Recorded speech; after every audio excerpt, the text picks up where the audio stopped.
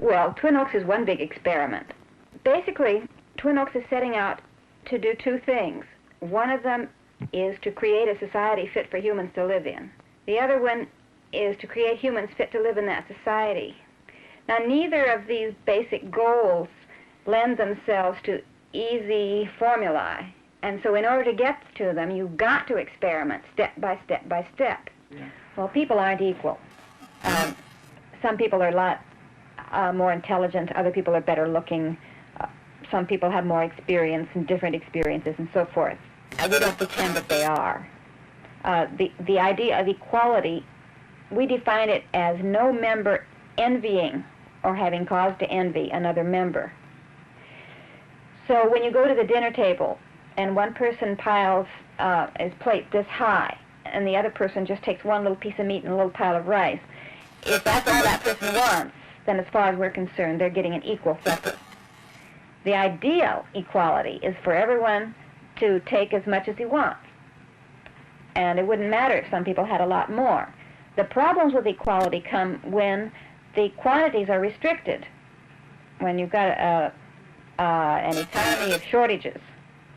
Now, there are some things that are just naturally in shortage at all times. For example, at a meeting, there's a shortage of airtime. No one person can speak more than just so much without getting on other people's nerves and bumping into other egos. We're a community that began almost 5 years ago based on the book or the principles in the book Walden 2 by Skinner, if any of you have read that. That was kind of the initial impetus for people getting together and talking about trying to start a community. There was a big conference out of which a small group of people decided to try and do a thing on the land. And so in June of 1967, 8 people came here and bought this piece of property and began living here. So the land is 123 acres, and it gives us one of the 3 sources of our economic support, and that is our agricultural activities. We both have animals and raise crops. The animals are primarily cattle. We have about 18 head of cattle, dairy and beef, and we have pigs, and we have a few chickens. But we also have a 2-acre organic garden, which provides us with a vast amount of vegetables, all we can eat during the summertime, and then enough for us to can and freeze to last during the winter, so that we have now a big walk-in freezer which supplies us with a good part of the vegetables during the wintertime.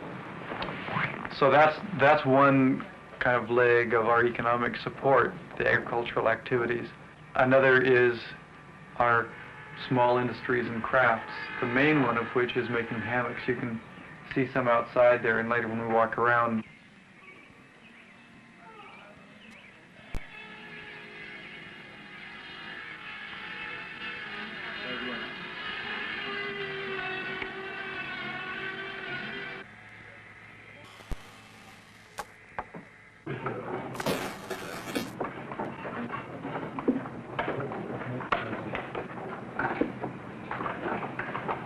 The medium stretcher that I found in the garden and laid it across the table. Yeah, here it is. I don't know from which points or where. I found it in the garden. Well checked, was it the right number of holes? Got the right number of holes. Huh. Somebody grabbed the wrong Maybe we'll give them an individually aged stretcher. What have you been finding to make for us to give us a sense? Essentially, all the managers, the manager of each area of activity, decides for the coming week how much work has to be done in their area. Okay, then every member has a chance to say which activities Co would prefer to do during that week. Co is a word we use to mean him or her. And then a couple of people get together and distribute all the various tasks that the managers have decided have to be done among the people in the community, giving each job to the people that are most anxious to do it, so that you pretty much get the things that you're anxious to do and that you're going to enjoy doing. And the things that you don't want to do will be given to somebody else that enjoys that more. If there's something that nobody wants to do, then everybody gets a little bit of it. And you get more credit for doing it, which kind of makes up for it. Let's say dishwashing isn't popular with hardly anybody, and I do an hour of dishwashing, I may get credit as though I had done an hour and a quarter worth of work, so that I'm psychologically reinforced in that way for the things that I really don't like to do very much.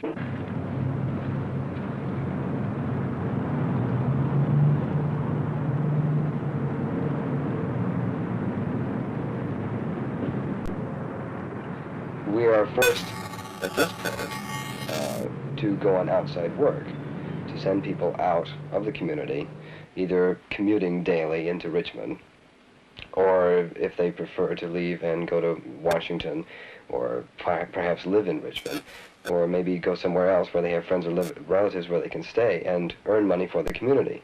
In the case where they go off the premises to work on outside work, they're simply required to send back a minimum of $50 a week to the community, assuming that the rest of what they're getting, which probably won't be very much in a city anyway, they'll be needing to live on. However, the people who go into Richmond every day get whatever jobs they can possibly get their hands on. And usually what this means is that everybody gets some kind of menial job. The women end up invariably, almost, getting something like a waitress job or a secretarial job, depending on whether they have the skills. The men usually end up getting a laborer job, some kind of construction or something like that. And the idea is to hold this job for a period of 2 months, at which point you leave the job. And on the rest, they don't look like very much. Well, it is in the United States. In the age of one, Working also. And I can see that it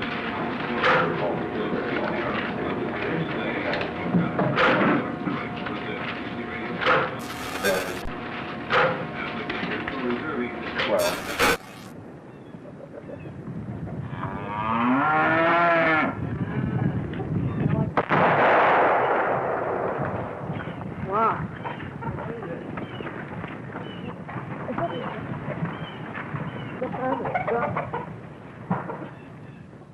We're adjusting constantly. Our government is constantly changing. Our methods of dealing with personal problems are changing. Our norms on various subjects change all the time, and we do it very consciously. There are a great many perfectly human characteristics, very common in the human race, which could not work out in the community, and basically don't work out for the human race, don't work out for society in general. Such things as over-aggression, intense competitiveness, and so forth.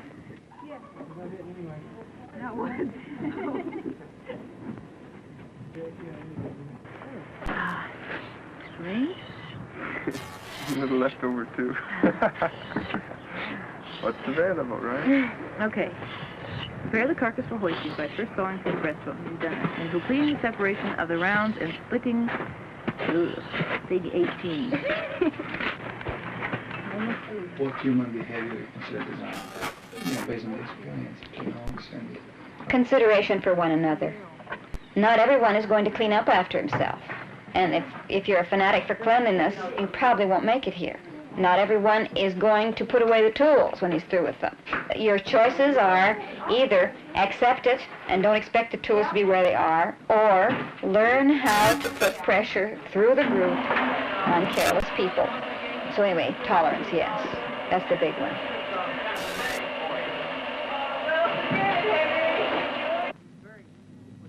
Actually, we do value efficiency, because the more efficient we are at a job, the sooner it'll be over with, and the more time we'll have got to do things that we'd rather do. But we don't value it above everything else. One of the things that the members here enjoy very much is the opportunity to learn new skills. And so we have on the construction site people who are just barely beginning to learn to handle a hammer.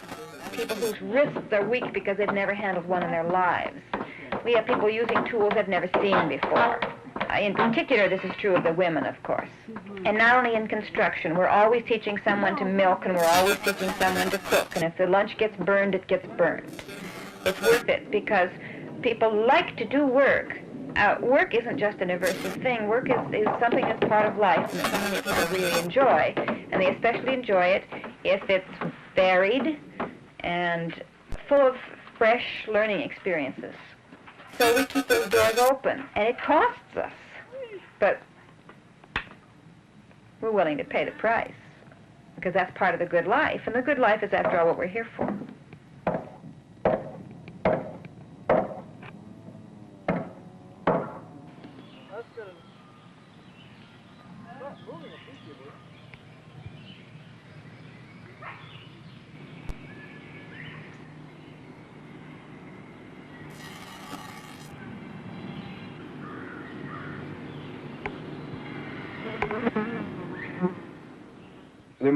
There must be a good 40, 50 managerships. There's at least a managership for every member here. And that makes it very convenient. It sounds like an awful bureaucracy, I'm sure.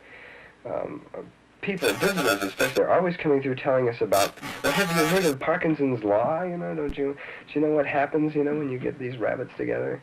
There's a managership for just about everything that you could possibly think of. The animal managership, the health managership, construction, auto maintenance, house, which involves seeing that the house is kept clean, seeing that different stock items are in the house, toilet paper, for instance. It gives everybody prestige, you know. What the hell, I'm a manager, you know. Wow, that's neat, you know. Everybody's a manager, big deal. The decision-making process at Twin Oaks in the planners' meetings is basically a consensus. The planners are simply not going to pass any kind of decision if it's not a consensus of the community. The community does not want it to happen. Of course, there is the veto power. The community can veto a planner's decision. Liver, lime broiled, Islander, Indian. Now that really sounds neat. Indian. Boy's doing a fine job. I wonder what that would be.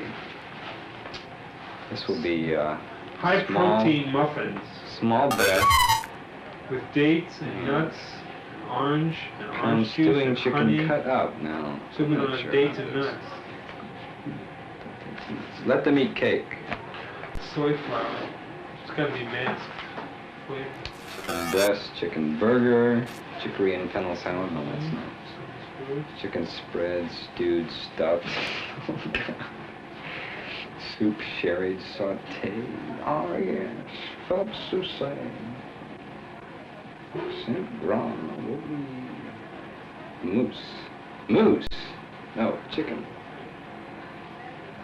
Country Canton. Egyptian kebabs. Oh yes, my little Egyptian. Fricassee. Fricassee.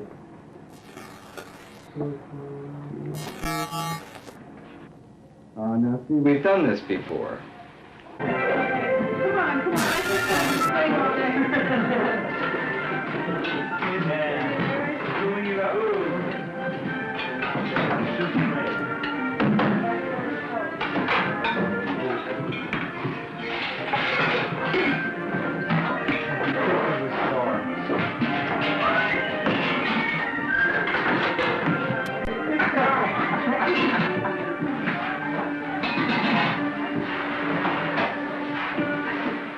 I think the reason that the attempt at a utopian society makes sense today more than has made sense at certain periods in the past is that there is a very large group.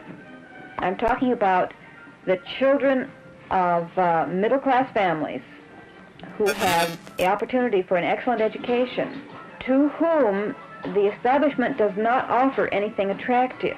The only place for those young people is as part of huge organizations. And nothing is being offered. All doors are being closed. Adventure is closed. Not only adventure, but high moral effort, significant effort is closed off. And so they look for their own. Personally, I worked as a secretary in a big law office. I didn't especially enjoy working there. I thought the work was useless and silly. But it wasn't, and my life personally wasn't so bad that I had to escape it. The point was that the whole country, the whole world is, there is simply too much suffering. There's too much wrong, there's too much aggression, there's too much hatred, there's too much war, too much death. And 9/10 of it is unnecessary. And one wants to do something. And so you say, what can I do? I can't run for office. I haven't the qualifications or the experience. I can't perhaps write a tremendous book that will influence the nation. I can write to my congressman. I don't think that will do a lot of good. I can march in a demonstration, and they've pretty well proven that doesn't do much good. I can demonstrate by my own life that a better alternative is possible. But that would be a bigger demonstration if I had a group of people to work with me. I've got some ideas of how a society ought to be. I read about them in a book called Walden 2. They strike me as fundamentally sound, really, really good intuitions on the part of Dr. Skinner. I'd like to try them out. So it ought to be possible for us to get together as a group and work on these ideas, work them out experimentally, and come to some conclusions. Do they work or do they not work? Is equality a good idea? Is it a viable concept? Can you get people to do work without paying them money? All these fundamental socialist questions. They're not new questions. They're as old as socialism. But they're new in their implementation. That is, not too many groups have actually got together and, without any fundamental religion, we're fundamentally a secular group with a socialist ideal, and actually working out these problems one at a time, day after day, practical solutions to theoretical ideas.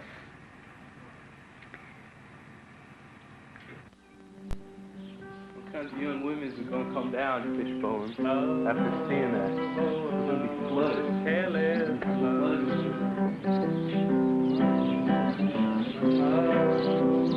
love, careless love. And I came here very much a verbal and social anarchist, and I am no longer. I'm very much under the control of the group. So that's me. Other people grew up conforming to society. That was their thing, you know, and they learn other things entirely. Some people have found that they're very much freed here from restrictions that they had other places. We aren't going to have the children raised by their biological parents alone, because we feel that, well, there are a lot of things that would be better done by more than one parent. You know, instead of having two parents, we'd like to have, I don't know, 8 or 10 or something. Whoever is interested in being a parent. Yeah, and a lot of people may be interested in actually bearing the children, and going through that experience, but not be interested in, in them when they're 10 years old, or not be interested in them when they're infants, but interested in them when they're 10 years old or something. So, anyway, it would be better to have people who are really interested in child raising to do that. And it's not like the parents won't be allowed to do any child raising, because they can take as much part in it as they want to. If they want to be down there like full quota, assuming that anybody's down there full quota, then they're welcome to do that. If it's not in a work situation, there's a tendency not to know other men, or not to make an effort to go out and to understand what other men are thinking about other subjects besides construction or whatever they happen to be doing work-wise around the community. And so this is more of an effort to get to understand men in other situations and in other fields, and to try and find out how they feel about different things, how they would feel about relationships that they are having with women, the relationships that they are or would like to have with men. It's hard to say why this is. Perhaps it comes from the old conditioning of from childhood that men simply shouldn't have relationships with other men that are any deeper than business talk. I mean, this certainly is the norm on the outside. Your intimacy goes probably as close as your work goes, and certainly any closer would more than likely make the person you're working with shy away, because this is not the norm. And of course, here, this seems to be the norm, but it's something that we want to change. That's the reason for the meetings in the first place. Why do you want to change it? Does this mean that for many people it is undesirable? I think that that's the consensus of the meetings, that They feel that they should be getting certainly much more out of relationships than sexual or business. It seems that those, are extremes, and it's difficult to really get into a relationship somewhere in the middle. And this goes for relationships that men would have with men and women.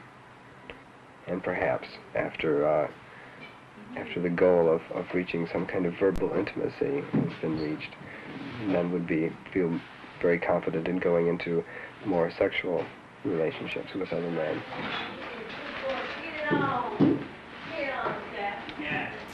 What are you sitting in? Sleigh. A sleigh? Yeah, a sleigh, reindeer. Oh, this sleigh isn't pulled by reindeer. It's pulled by rats and pigeons. By distributing all of your personal property that you brought with you to other people and seeing that they're enjoying it certainly as much as you did, and perhaps using it more than you did, is really helpful. Because you can see that, I didn't get hurt, What do you know? I gave up my favorite possession, and, by golly, I'm not hurt. And this undoubtedly carries over to your feelings towards people, that you're able to relax your feelings of jealousy, that you don't think about them as much anymore. I don't really think that that such a distribution of affection and love, having to spread it among 20 people, I don't think that this lessens the intensity, mainly because I don't believe that it's ever been figured what the human propensity towards love and affection is. It's not a given amount of energy that is distributed. It's it has the possibility of growing. There's a frog in the tree. Eric? Mm-hmm. What has happened to your relationship with Josie? What is that? You feel it isn't? I thought after the accident that things, at least on Josie's part, flamed up again. I didn't know about it. She was spending time with you, though, wasn't she?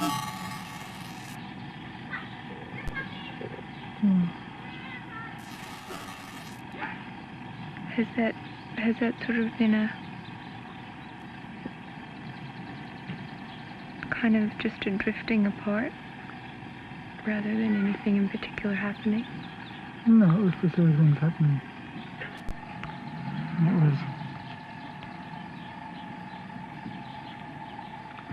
It was my decision to terminate the relationship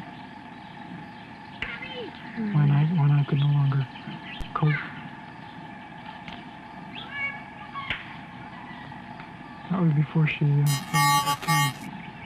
cope with jealousy.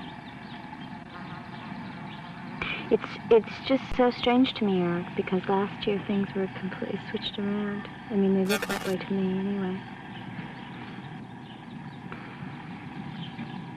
There are two theories about what to do when somebody you have a relationship with is falling in love with someone else. One theory is that you should try and become friends with that person in order to avoid being jealous. Mm-hmm. The other theory is just to let it go, to let what happens. Mm-hmm. And I believe in the latter. The former just doesn't work for me. I think it would work for me. Because when a man I care about is sleeping with a woman that I care about, I just don't feel very bad about it. Sometimes maybe if I'm feeling particularly lonely at the time and I see them together, I might feel a pang. But nothing like this. But, the ideal situation is to say, as long as what makes him happy makes me happy. And then the specific person doesn't matter. You just see that he's being happy, and so it makes you feel good. That sounds great, but that just doesn't happen with me. Well, maybe because you haven't worked on it enough yet, and also maybe because you don't have enough of a feeling or a long-term relationship.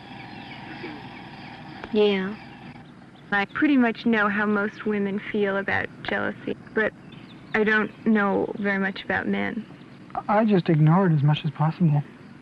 There's nothing. I mean, I'm capable of preventing myself from taking action, from acting in a jealous way, which I wasn't in San Francisco. And after a while, I imagine that my feelings will lessen.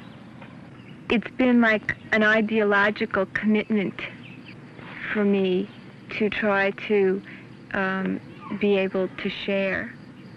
And so with that always in the back of my mind, I really worked on it. And also because I knew that I just couldn't have a relationship with Stephen any other way.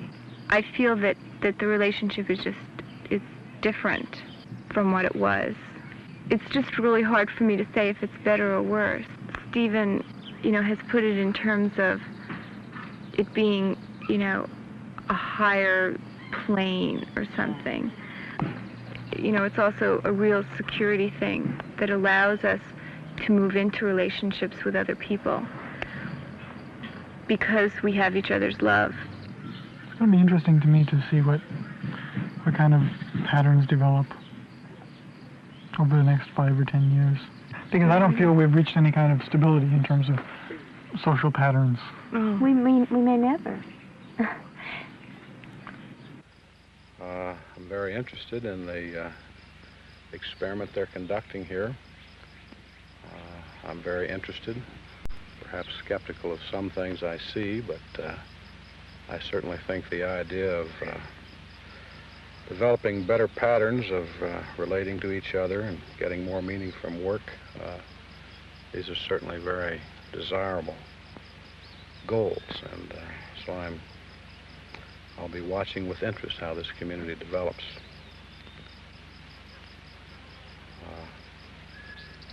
Gardner's just been here for, what, about 9 months? 9 months. And of course he was interested before he came, so I wasn't really surprised that he joined the community. In fact, I was rather glad that he had. Well, I certainly like the openness of the people. They're a very successful effort, I think, to get away from some of the artificial role-playing. I suppose I might be skeptical of the idea that cooperation can become a characteristic way of reacting to others. In other words, I feel that we have to learn to deal with our hostile impulses, and I don't think we can deny them. But I think it will be very interesting to see how this works out over a period of time. Can they really substitute cooperative endeavor and positive relationships in all areas? This is your life, okay? Yeah. This is definitely your life. Oh, yes. Can you say that it is a better life than the one you led before? There's no comparison at all. Absolutely not. I can say I'm a professional. Yeah. Mm-hmm. And I was a lackey, and now I'm a professional. I worked for a legal firm where I typed wills, last wills and testaments, so that rich people could turn over their money to their sons, so that their sons would be just as rich as they. Big deal. I came from a poor background. I didn't have enough money to get an education. So I didn't even have the opportunities that I was talking about most of the people who come here have. So I had nothing to lose. In other words, your idealism has, brought some fruits also on the level of, of my personal life. You bet. I don't have to do any housework. I don't have to do my own laundry. I don't have to be married. I don't have to take the responsibility for raising a child. I don't have to get up at 7 o'clock in the morning and work 5 days a week, 8 hours a day. I don't have to take a bus. I don't have to wear nylons. All these are freedoms that are not to be taken lightly. I do have to do my share of the work, but the work is varied and very interesting. Not the work itself necessarily, but the whole project of what we're trying to do.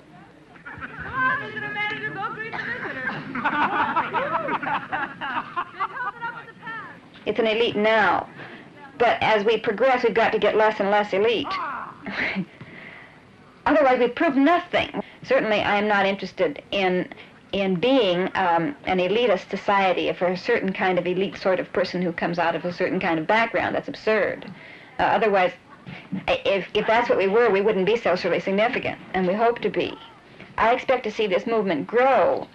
In my lifetime, I expect to see several hundred members on this land and several thousand members in communes related to this commune, economically related.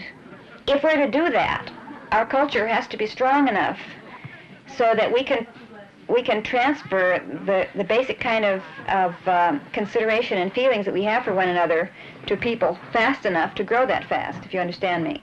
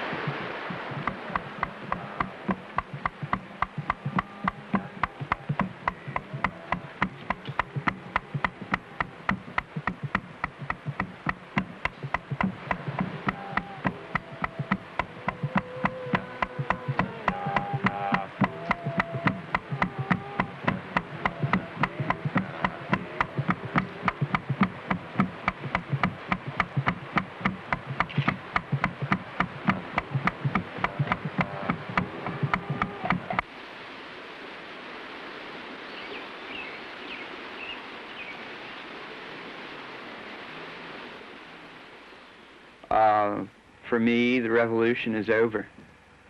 I'm living my life. I'm living in an alternative culture. And I feel that the only successful way that the revolution ever can be over is for more and more people to just drop out and start living alternative lifestyles, start living on the land, out of the big cities, out of contact with the government, away from the coercive agencies of government, police,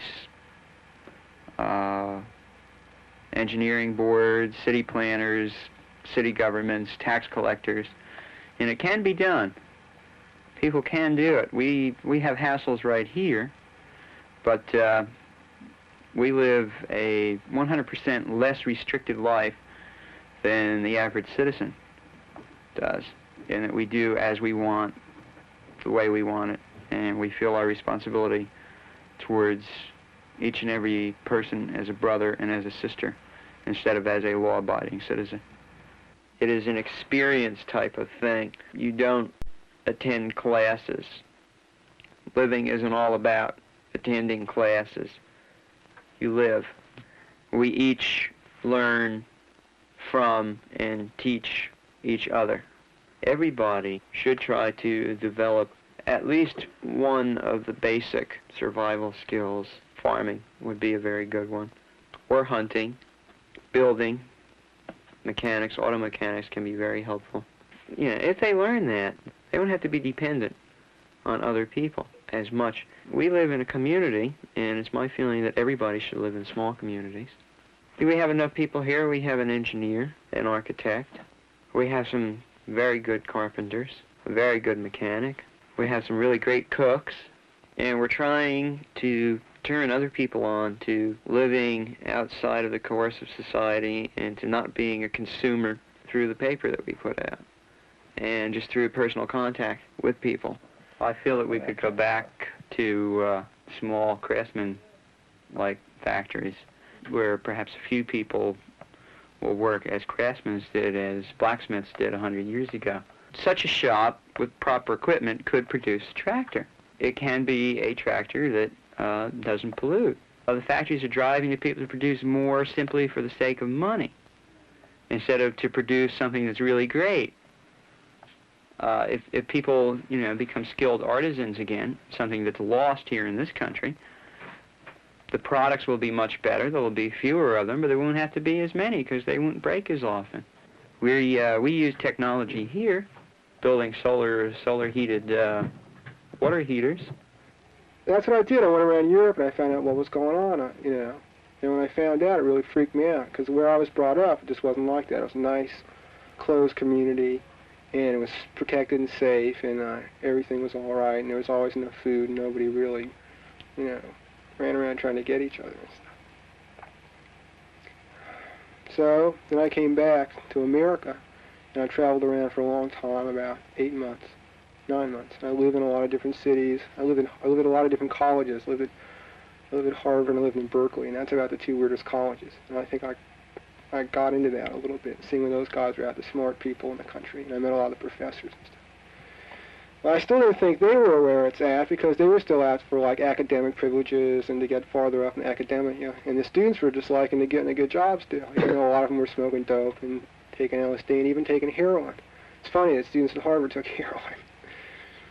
So then I got myself on a commune in Canada, and I lived there a couple months and just started experimenting with getting my true self out, you know what I mean?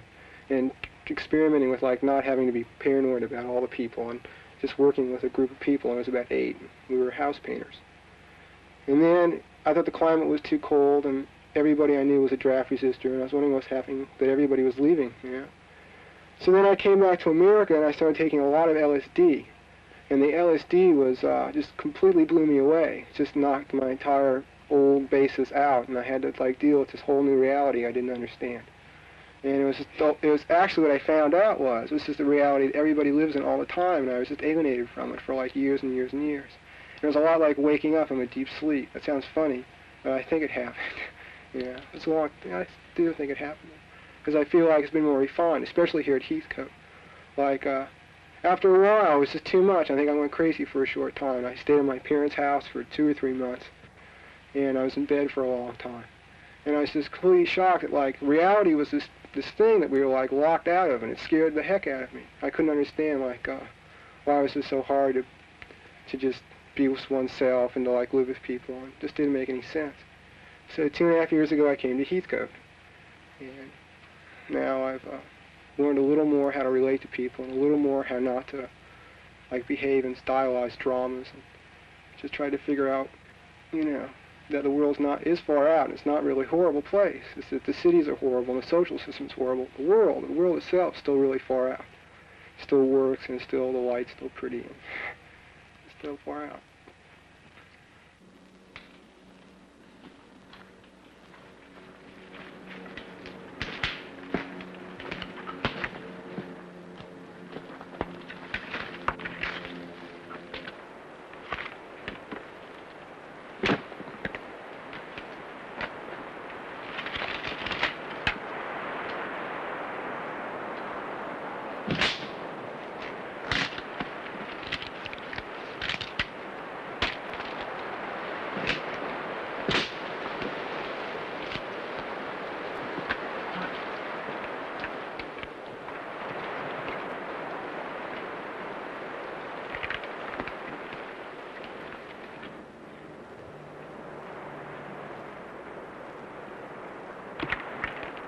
The reason that I left the city was because I felt like in order to break certain cultural patterns that I no longer want to be a part of, that I had to be in a healthy environment, or an environment that had less conflict, and that in order to become a healthier and whole person, that I had to be in an environment that was healthy and whole, and so I moved to the country. And since I've been here, I've met other people who are who are looking in the same direction. For instance, this farm. Women here who have worked, who've been in the city and who've come here and are trying to live a full life in the country by having sheep and goats and cats and chickens and stuff. All the way up Middle Ridge Road, there are people who come together for music and poetry, and the people here people who've been here for any length of time have become more aware of the games that they've played in the city, and since they've been here, they've taught a lot of other people, and more and more, this whole area is becoming like a community of people who share things together. Like I buy milk here rather than buy it at the store. It's healthier. I know what the animals have been fed. We come together and then we go away and be by ourselves and to do our own growing as individuals. Most people are very poor. A lot of people live without electricity, without running water, without all the main luxuries of life. Like I don't have a toilet. You know, I go out into the woods. So that rather than my life becoming a habit, you know, of like going and switching on the electricity, everything seems to be new. If I walk outside, you know, I look at the trees in a new way each day, and to slowly get away from patterns and habits which only interfere with our lives and rather than make us whole people.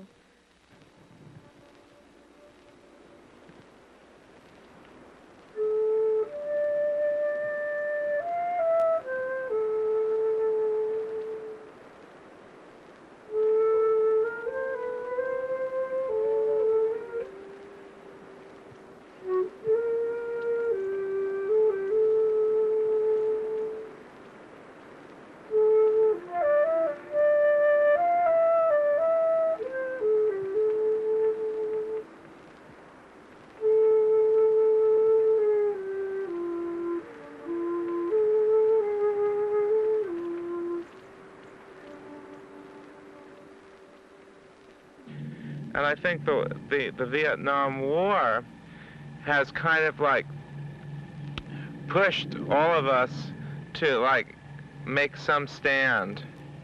And I think, you know, like our stand has been like a general strike.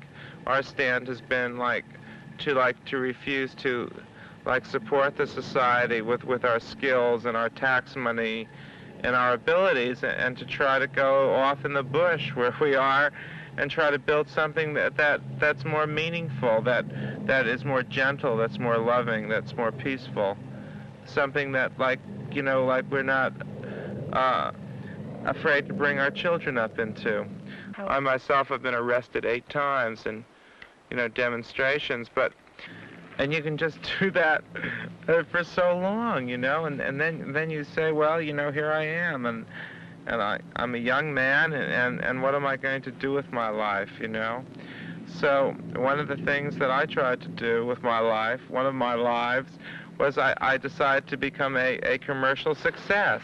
I went on this incredible Horatio Alger trip, and I worked my way up, and I became executive, and I had the 2 cars and a house in the Berkeley Hills, and I just could not go on living with myself any longer. I mean, because even though I had all the things that money could buy, I had no life, and I couldn't sleep at night, and I couldn't look at myself in the mirror. You know, like the political lies are much easier to see through than the social lies and the sexual lies. And a lot of these are not, you know, like malicious lies. I mean, like, I don't have any tremendous feeling of hostility, really, toward my parents or toward the straight society. It's just another level of consciousness. And in that particular level of consciousness, I mean, these people tried to do the best they could. But in a lot of ways, like, we've been liberated from a lot of other problems that our parents have had. Well, one of the most important things in my father's upbringing was just to, like, you know, like, have enough to eat. Like everything else, exactly, our heads, we're like much more advanced intellectually than we are actually physically. That, I mean, like, we are talking the talk a little bit more than we're walking the walk. And we feel that by returning to the land and by harvesting our own food and building our own buildings and providing all the basic, as much as we possibly can of the basic necessities of life, that'll get us higher and return us more to the center and make us more independent of the machine. You know, like we're trying to build in our own stumbling, bumbling way a new society within the shell of the old. And I think one of the things that's obvious to all of us is that capitalism is just a really bankrupt economic system. It seemed to me in my life you have to have all the goodies that they like lure you into the society with, you know, like you have to, in a sense, first be a success in order to throw it all out, because it's very hard to know whether you are a bohemian or a misfit or a hippie or a dropout or an anarchist or a wobbly or a communist. It becomes very confusing whether you are in this particular spot because you are a misfit or too fit. At this point, the only choice really seems to me in the United States is either survival from without or sabotage from within. I think the society has gotten to a point where that's the only two choices open for an honest man.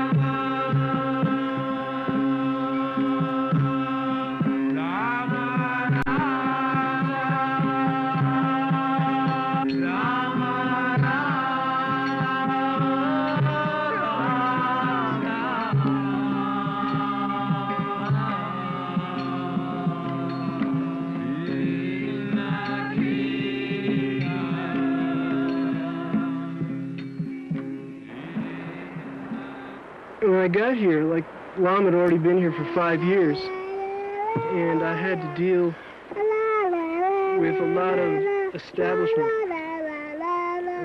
We're our own establishment. We're kind of like, in many ways, the aristocrats of communities. We have a bad reputation there. When people talk about getting high here, you become closer to God. You see that which is divine in yourself, and the way I do that is by getting low, down to the mother. That's why I'm living inside of her now. Because I'm satisfied with this body, you know, and this life, and this earth. And I want to accept them fully. I don't want to get away from them. I don't want to get up there. I just want to be more fully where I am and what I am. And maybe it's the same thing. Maybe it's just a difference in approach, a difference in style. Whether you get high or you get low, or you don't get anywhere. I know that there's nowhere to go. That if I stay right here on my spot and I just watch and I'm careful, that everything will come to me. Like all the nourishment of every kind that I need, all the lovers, all the teachers, all the food will come to me if I have that faith. And it's not a faith in anything. You know. It's just faith. It's faith in nothing, maybe. Kind of blind that way. Sometimes it takes a lot of concentrated energy just to keep awake, just to, you know, see what's living here on the mountain with you. You know. And I write it down in a book, you know. I try to be careful that way. And I see the things that grow here and the things that live here, And I just want to know them in all the stages of their age and youth and birth and death. You know, the ones that live much longer than me and the ones that live just a few of my days. And I don't have to go anywhere, but all the same, you know, when I get off center, I want to go, you know, the rest of this country. I want to get on the interstate freeway, just go, you know, try to make it different, try to change it, stay alive by finding something new. You know. So there are no enlightened beings here. You know, people get the wrong idea. They come up and they want something, you know, they want to change. And maybe we can help them do that. Even though, you know, we have nothing special. We have no monopoly on the light, whatever that is. There's someone came here once to see someone who lives here. He'd come all the way from Chicago. He had heard about this guy, you know. And you know, he's just one of the people who's living here. He was just like the rest of us, no one in particular. And he came all the way from Chicago just to see him. And he came up to him and said, "Help me, you know, I'm in trouble. I want to change. I want to get out of those old ways. I want to be someone new." And this guy's first reaction was to say, "Well, you know, who am I? I can't help you." But the very fact that he had come expecting to be helped was enough so that he could be helped. You know. He was ready for something, you know, to change.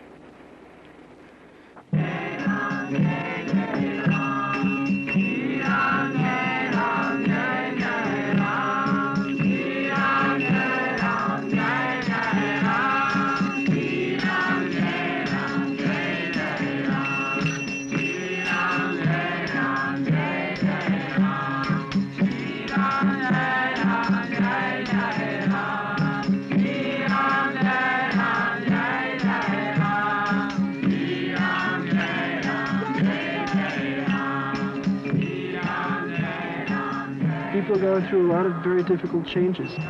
The family that formed the hub of this community broke up last summer with a lot of pain and a lot of just the old, you know, rotten guts. We certainly haven't gotten through that yet. We're trying to learn how to live as a family. Well, who do the children belong to? That's another one. Do the children have one mother and one father, or do they have all these mothers and all these fathers? And how far am I willing to go, you know, to take care of the children, you know, be aware of their lives, you know, even though they're not of my blood, maybe, you know. How far am I willing to go? I think that's really what it comes down to. I mean, how much of a family can we become? And right now, it hurts a lot. People seem very much by themselves a lot of the time. And you break through that every once in a while, like it opens up and you can see right through. You can see a brilliant light there, you know, which is what community can become, I think.